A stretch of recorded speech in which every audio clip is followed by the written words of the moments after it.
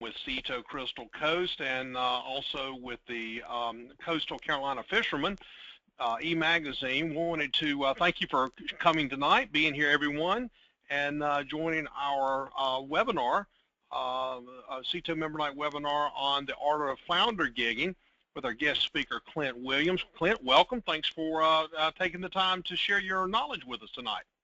Thank you very much for having me. I appreciate it. Well, you know what, we're looking forward to this because, you know, I've charter fished before. I've got a pretty good background in fishing, but I've never been flounder gigging. I've always been intrigued with it. And since meeting you, I've gotten even more intrigued with it. And that's probably why I made you promise to take me sometime in the near future. But it definitely looks like it's a sport that I would really like because of the convenience aspect of it.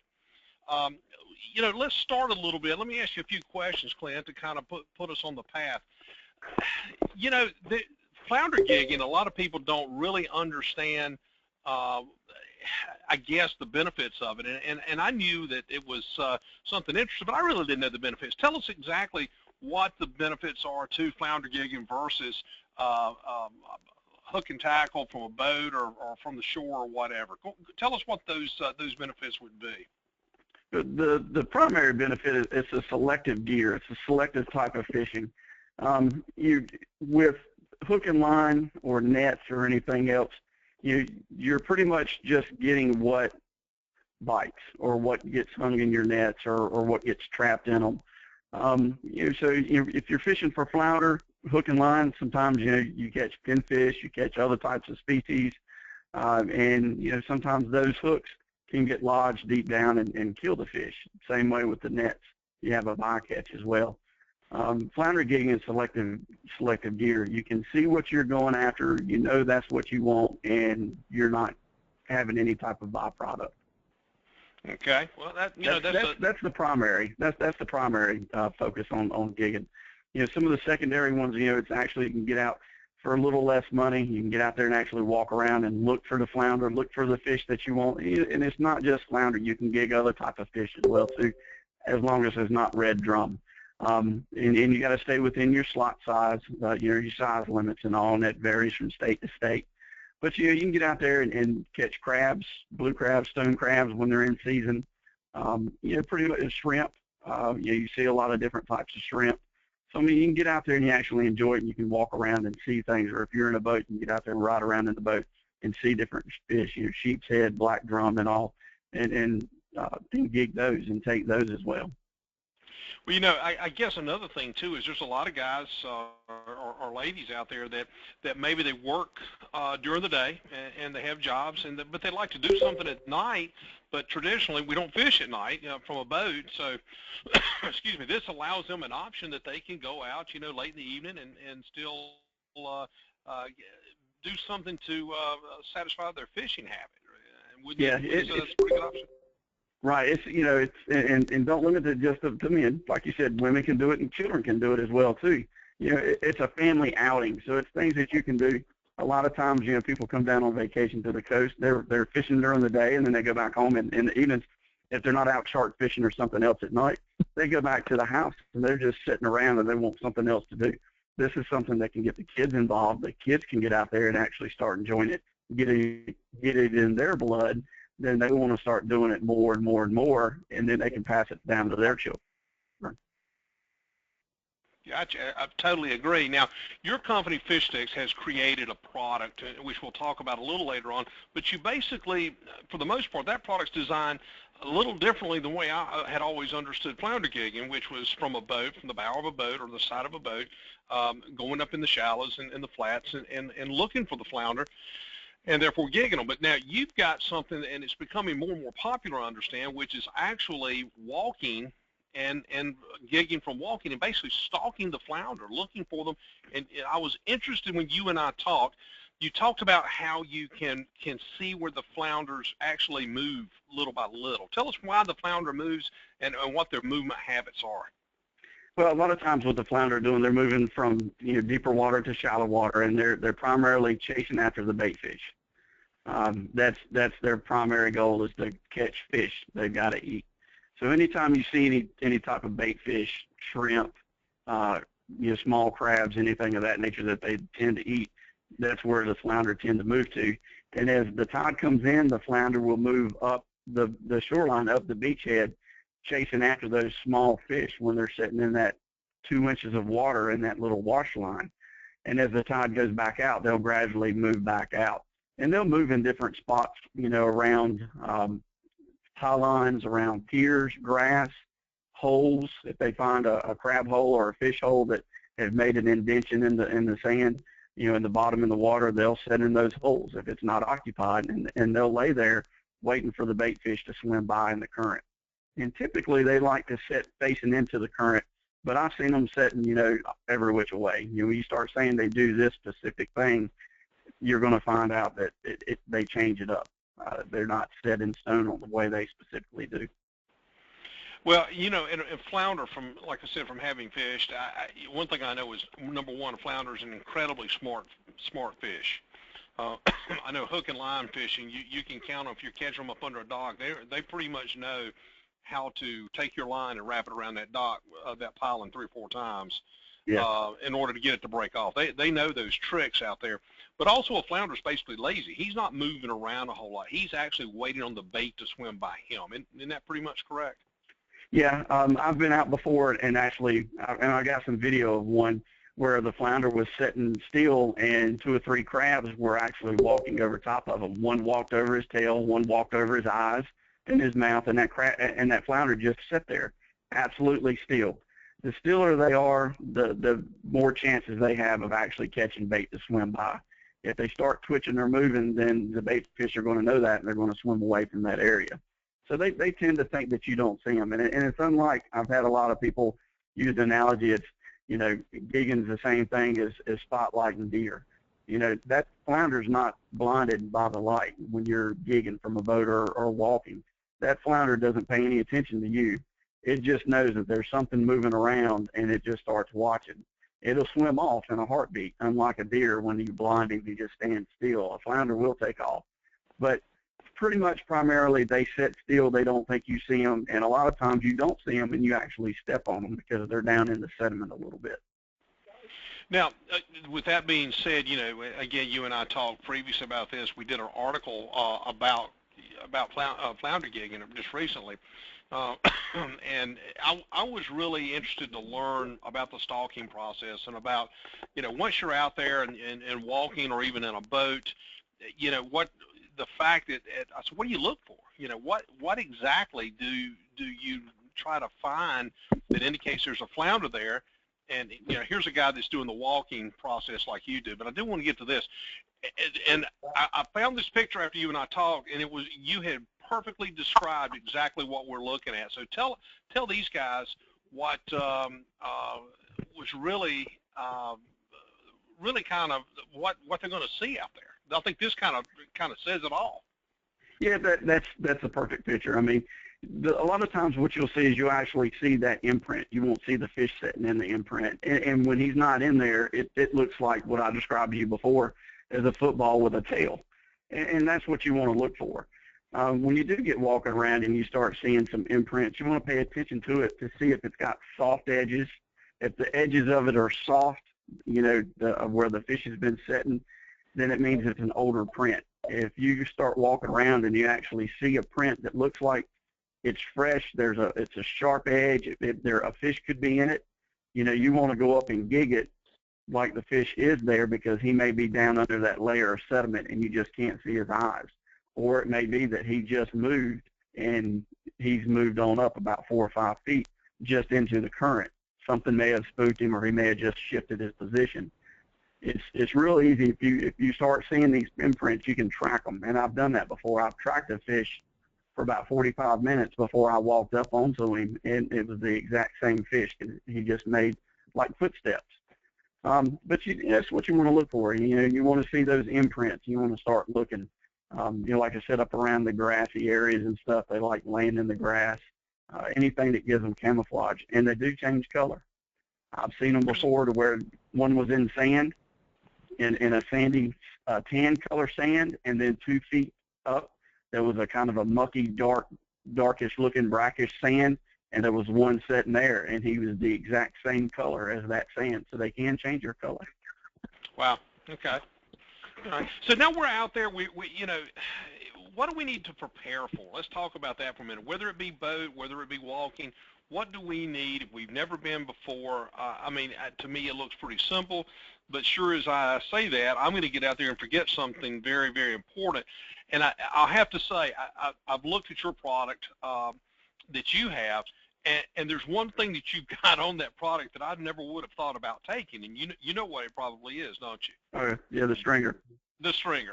I would have gotten out there. Okay, I've gigged a flounder. Now what am I going to do? I'm going to have to keep him gigged and walk all the way back to my truck. So yeah. Tell us exactly what we have to have, and then some suggestions on what we might want to also consider taking. Well, if you're in a boat, you need to make sure, one, you got gas and you know where you're going. You need to have your lights set up. Make sure that your light's working, whether they're submersible or they're ones on top. If you're running a generator, you need to make sure that you've got extra gas for your generator, because you don't want to get out there and get going 2 or 3 hours and then you run out of gas on the generator. Or your batteries are charged up. Make sure, if you're running LEDs, that your trolling motor battery is fully charged, so that way you don't run out and have a spare as well. You want your gig poles to make sure that they're good and strong, that your gig heads are staying on the end. Every so often while you're out gigging, you want to make sure that you reach down and tighten it up if you don't have any type of Loctite or anything else on it, because you will lose a gig head if you're not careful when you start poling. And make sure you got extra bulbs. If you have the regular lights or LEDs, have a spare in case one goes out. LEDs very rarely go out, but there are some problems, and some electric issues can happen. And then you got to have a place to put the flounder. It's in the boat. You got to have a flounder box or a cooler with ice on them, so that way they don't go bad.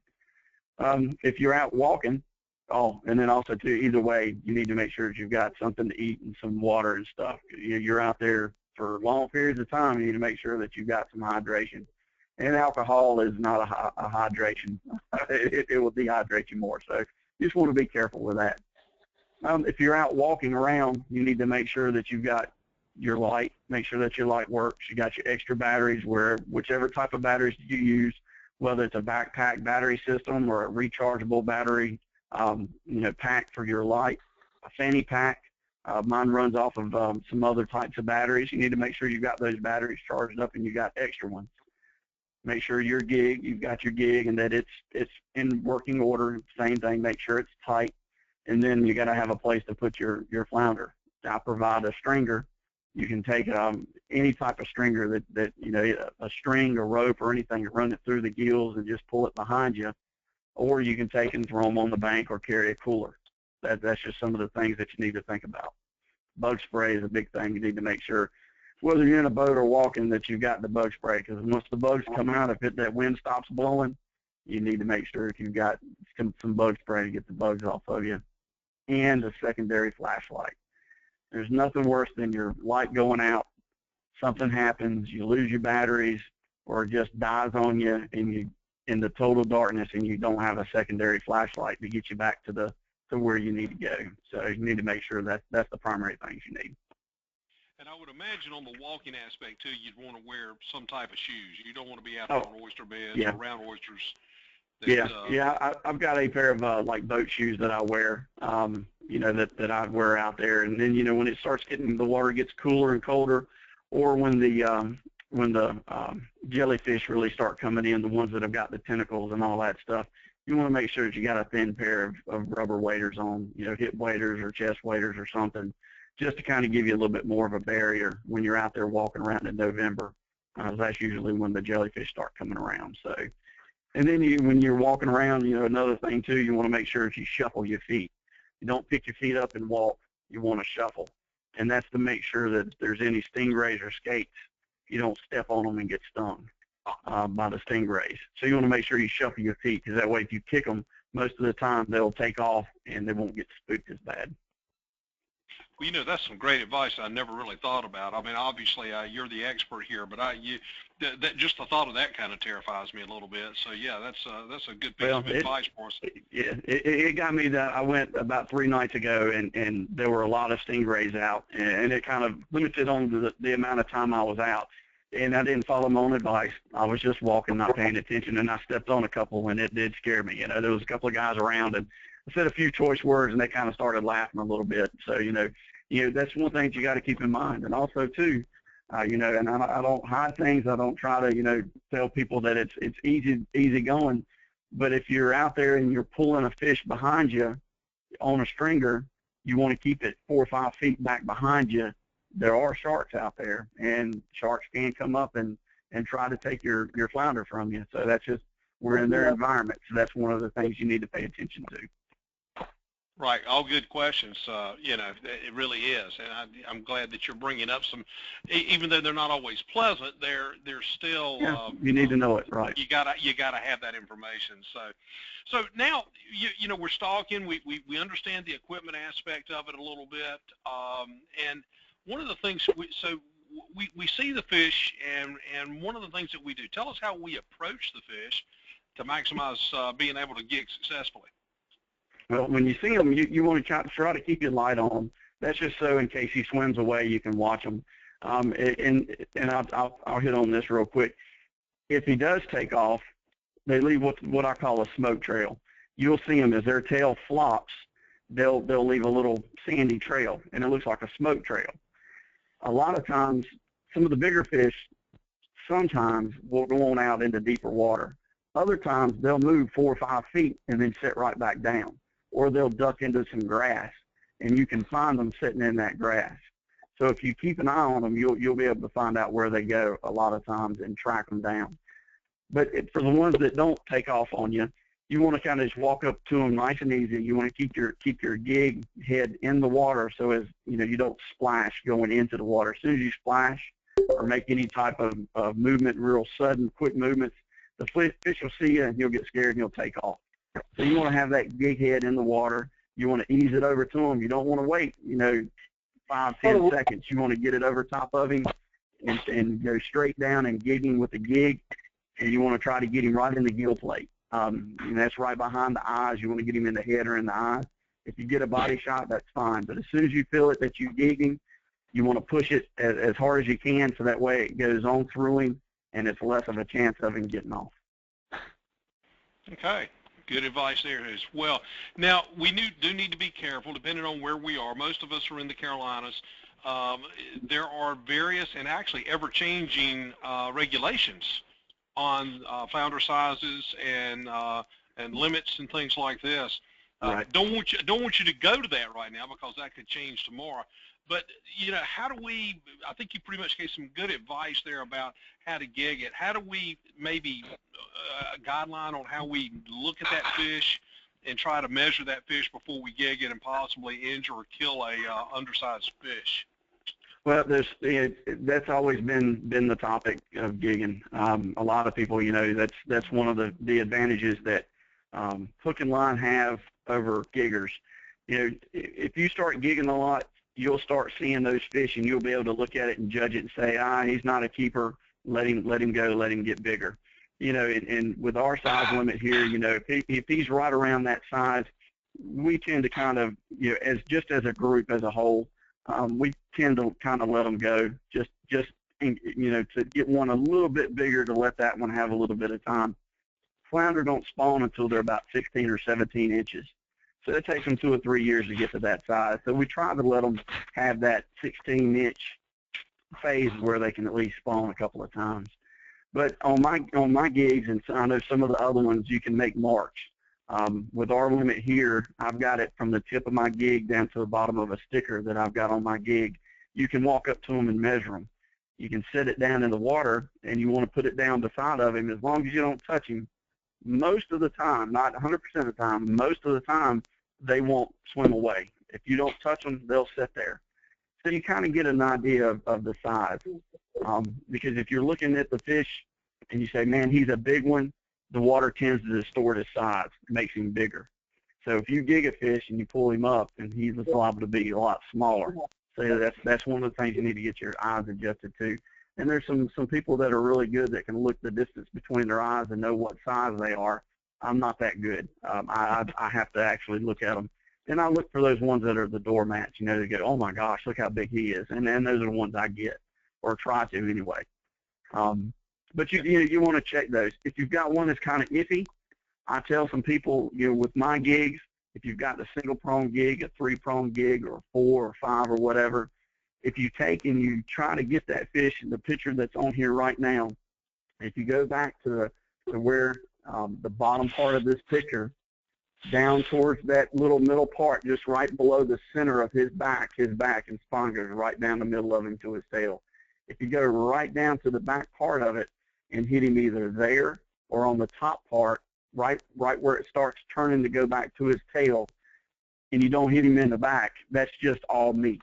A lot of times if you gig 1 or 2 of the gigs in there and you get him up and he's not of size, he has a little bit better of a chance of surviving that than if you were to gig him right in the gill plate.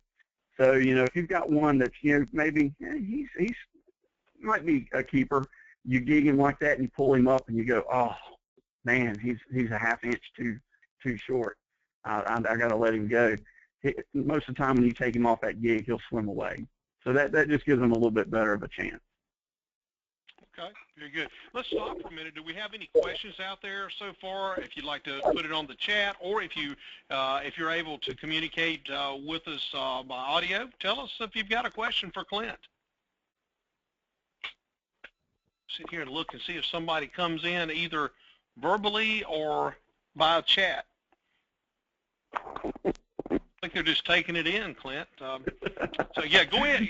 Keep bringing them in if you have one. We're going to go ahead and proceed and let Clint keep on.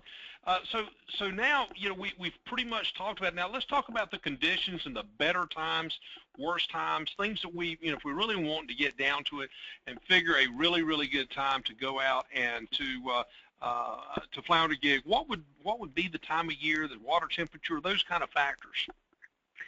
Well, it's pretty much, if you're in a boat, it's year-round. We've got giggers here locally that gig year-round, and even in the cold time, when it's 30 degrees outside, they're on the water, and they're out gigging, and they're successfully gigging. They just have to go to a little bit deeper of water, 10 or 15 feet to get the fish. But primarily, for the summertime activities, the fish start coming back in middle to late part of April. Normally what they say, and it's just like every other thing around here, all the other fish, when you start seeing yellow butterflies, the fish are back. And it's true. I mean, I've seen it. You start seeing some yellow butterflies, you go out, and the fish are starting to come around. So usually the middle to the end part of April, and it goes all the way up until about the first week or 2 of December, and that's for walk gigging. The water starts getting really cold, and the fish start feeding and start going in a little bit deeper of water. But this stuff of them saying that in January and February there's no fish around. There's no fish around because nobody's out looking for them and actually seeing that the fish are still there. Yeah, the fish are there, people aren't. Yeah, and where I go, I look for the tides. I look for low tide. 2 hours before low tide, 2 hours after low tide, and that's just because of where I go. It's up next to seawalls and grass and docks.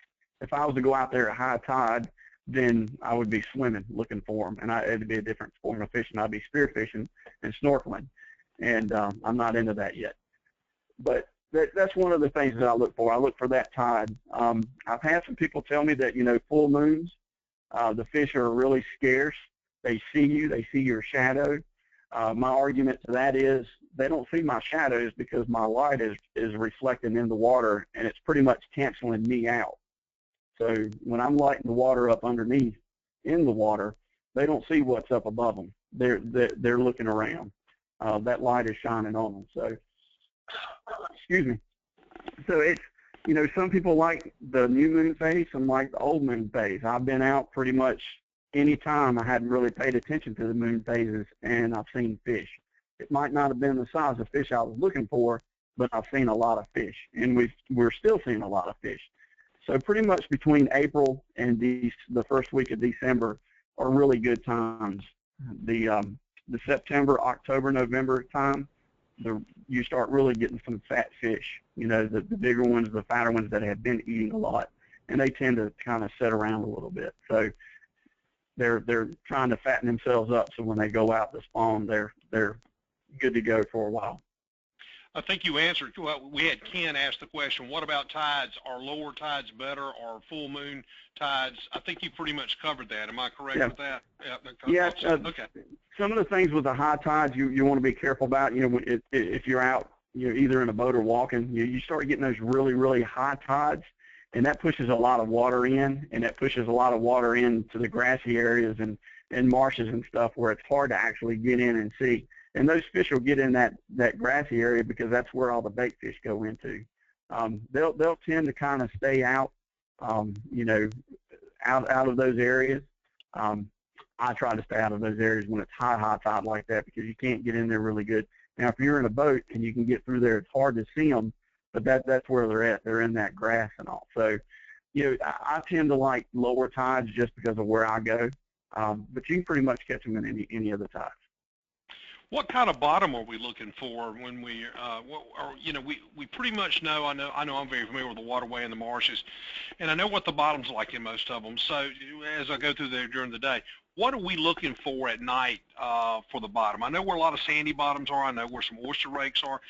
Tell me where I want to go to look for these fish. Well, if you're in a boat, you pretty much want to check all those areas. It doesn't matter if it's sandy bottom or mushy bottom or mucky or rocky or oysters. Anywhere you see those bait fish congregating, that's where the flounder are going to be. I've seen them, sitting around the oyster beds before at high tide, just sitting waiting and then waiting for that tide to run out. And those bait fish that are being protected by the oysters, they start coming out, and that's when they start feasting. And the same way when the tide's coming back, when those bait fish are trying to get into the oysters, they're turned the other way, feeding the other way. So, those are some of the areas. If you're walking, ideally you want sandy bottom. You don't want to step in any mud. You want to go out and do your homework and know where you're going to be at, what the bottom looks like. I made the mistake, and I did it when I had somebody with me, thank goodness. I decided to try a different route. And I went past a dock that for some reason I had always stopped at before. When I went past this dock, I wasn't 4 feet past it, and I went waist deep in mud. And I had chest waders on. So the tide was low, it was starting to come back in, and that tide wants to come in really fast on you. So it could have gotten dangerous. But that's the type of stuff that you want to be careful about. You don't want to step into a muddy hole and get sunk in over your head, and it's possible. I'll jump in on that because I wasn't flounder gigging, but I was out crabbing one day years and years ago, and I had my son with me, and we were actually near the ferry terminal down at Fort Fisher, and outside of Wilmington, and I did exactly the same thing. And if you don't think you can stick up to your waist, we certainly did. We were up to our hips in mud, both of us at the same time, and tide coming in, and it was pretty scary, but we were able to.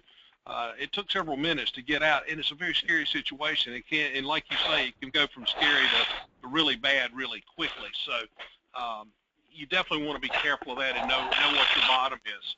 So yeah, you do, and that's the thing. And then as like I said, a lot of people will tell you right off the bat that the fish won't get into rocks. They won't be in rocks. They won't be around them. The flounder. I just had an experience the other night. I was out walking. The area that I was walking in was about knee-deep of water. That's usually where I find most of my fish when I'm walking. And I'll primarily talk about walking because that's what I do.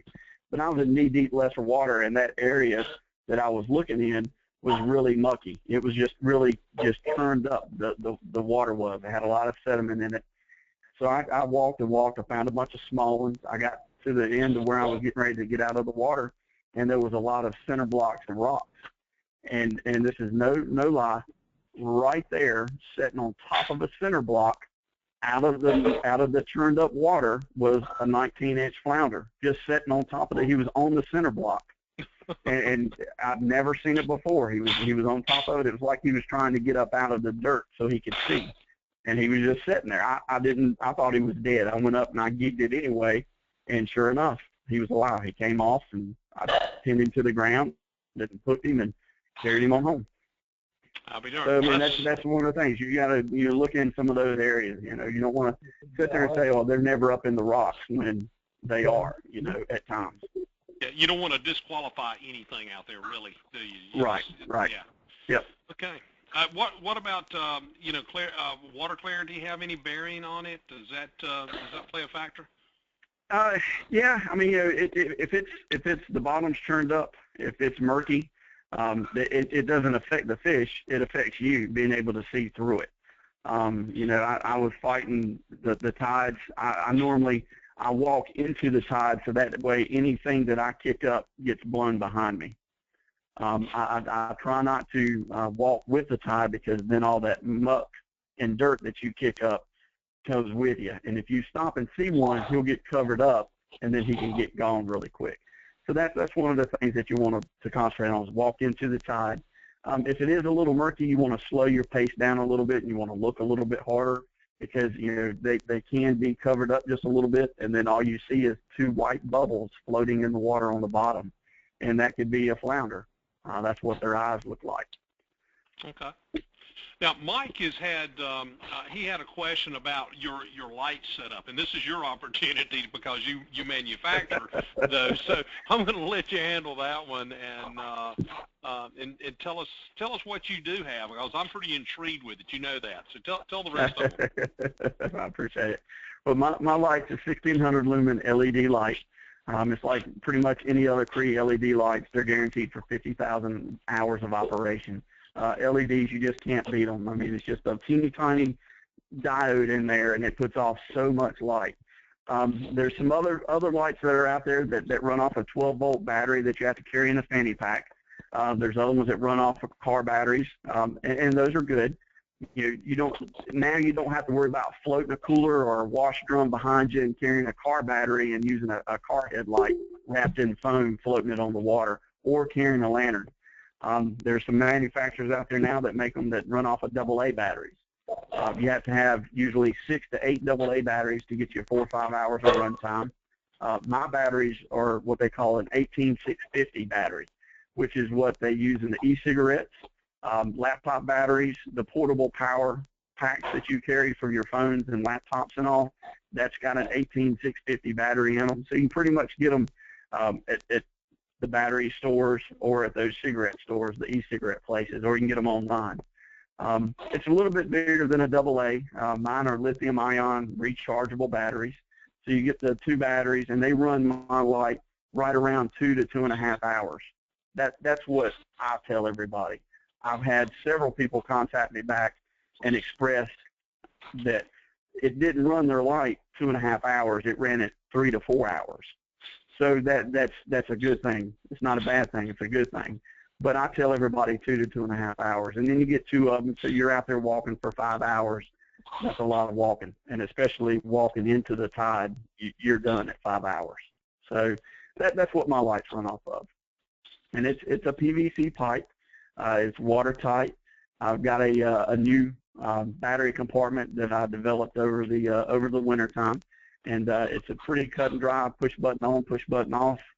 You put the battery in, one battery runs it at a time, and I settle the light, and then I got a combo kit that's got the gig, the batteries, the charger, and then what we talked about, the stringer, which is basically just a bigger stringer than what you used to use for the brim and crappie and stuff in freshwater, so that way you can just hook them in the mouth and keep right on traveling. Okay, very good. Now, Ken came back because he had the question about the tides, and he had a comment. He said it's hard to walk in those big tides, so that was that I would imagine. I have to agree with him on that. So yeah, it is. It is hard to walk in them. You start getting up in some of those areas, and that's why I like the lower tides. I mean, you get those big tides, and like I told you, if you're walking, you're swimming. So that's why I try to stay out of the big tides, unless you know of the areas that you're going to go. Like here at Topsail Beach, if you go down to the point, it doesn't matter if it's high tide or low tide. You've got enough beach area that you can walk in that tide line at high tide or low tide. But if you're trying to get back up into the grass or under the docks, you're going to be swimming. You're going to have to dive under the docks to get through them. So that's why I tend to go at low tide. But if you've got an area that you've got a lot of beach, or you got sandy or shelly bottom or whatever, you can go at high tide. You just have to go out, and that's what, like deer hunting, you have to go out during the day to look and see where you want to go, where the signs are. And you'll see the signs at low tide and high tide even during the day. I've walked around in the waterway before during the daylight and saw a flounder print. As the tide went out, there's a fresh flounder print sitting there. So that's telling you there's flounder in that area. And that flounder may come back that night because he had good success. So they'll keep coming back to that same area. Okay. All right, guys. We're getting ready to wrap it up. If you've got any more questions, please let us hear it or put it on the chat. And I know some of you are hearing it because we can hear some background noise there. So let us hear your questions because you got the expert here. Let's take advantage of it. I'm going to take advantage of it. I don't know if I'm an expert. I think you are from what I've seen and heard. So, and I'm going to take you up on going out there one day. So I can't wait. And we're going to make sure we learn how. That way we'll be able to go back out when we can. So, oh, yes, sir. Yes, sir.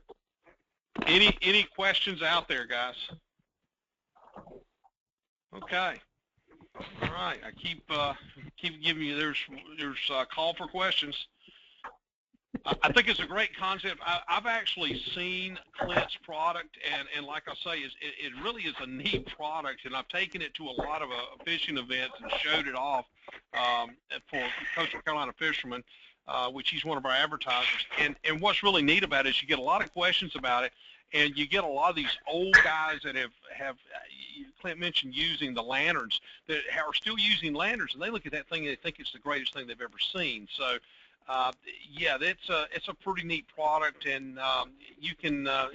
These guys are up around Moorhead, Clint. Do you have the product up there anywhere in the tackle shops? No, I'm up in Jacksonville right now, but I was contacted a couple of days ago from a company in Moorhead. As soon as I get with them this week and show them my product and all, and hopefully we'll get some in there. I was in a store up in New Bern, Coastal Marine Fabrication.